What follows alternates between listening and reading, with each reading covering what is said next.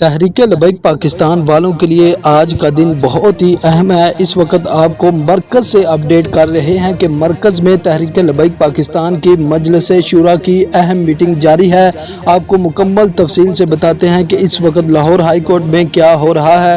مزید آگے بڑھنے سے پہلے چینل کو سبسکرائب کریں، ویڈیو کو لائک کریں اور اس ویڈیو کو زیادہ سے زیادہ شیئر کریں۔ جی ناظرین، اگر لاہور ہائی کورٹ کی بات کی جائے تو اس وقت تحریک لبیک پاکستان کی وکلاء کی ٹیم وہاں پر موجود ہے اور کچھ ہی دیر پہلے ایک سماعت ہوئی۔ جسٹس طارق سلیم صاحب نے سی سی پی لاہور کو وہاں پر طلب کیا کہ آ کر جواب دیں کہ آپ نے ابھی تک علامہ سعد حسین رضوی کو کیوں رہا نہیں کیا۔